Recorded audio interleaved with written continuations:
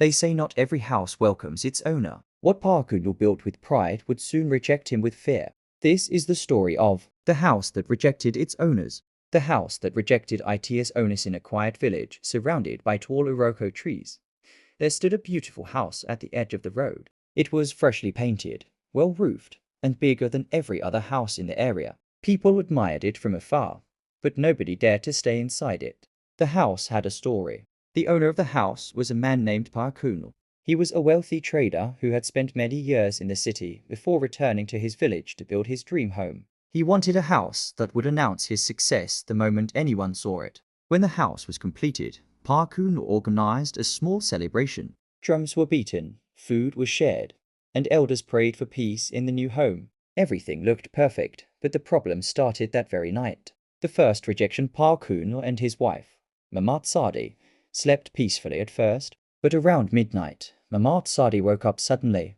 The room felt heavy, like the air itself was pressing on her chest. She tried to wake her husband, but before she could speak, she heard it. A slow, deep sound, like footsteps. The footsteps were not coming from outside. They were moving inside the house. Park Geun-hyo stood up and checked every room. The doors were locked, the windows were closed. Nothing was out of place.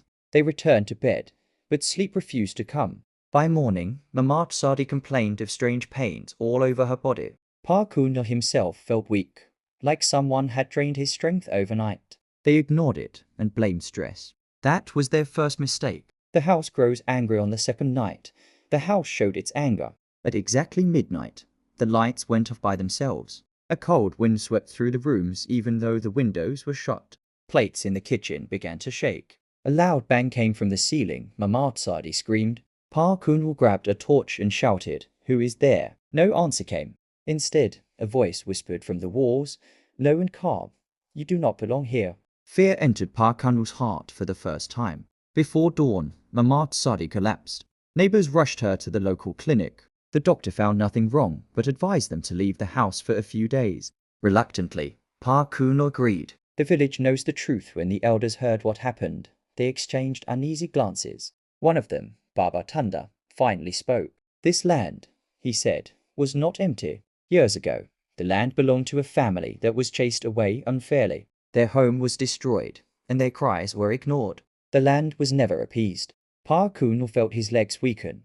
He remembered now. He had bought the land cheaply, without asking questions. He wanted quick progress.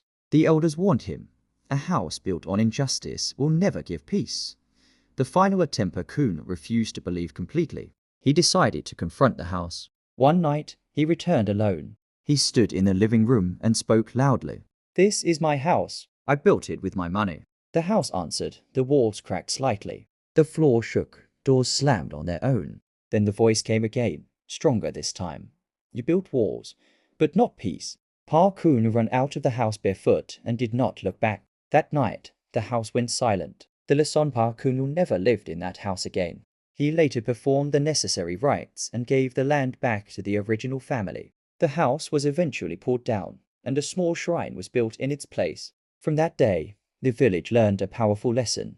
Not every house is a home, and not every land welcomes its owner. When injustice builds, peace refuses to stay. Until today, no one builds on that land again. What would you have done if this was your house? What would you have done if this was your house? Please comment below, like this video, and subscribe.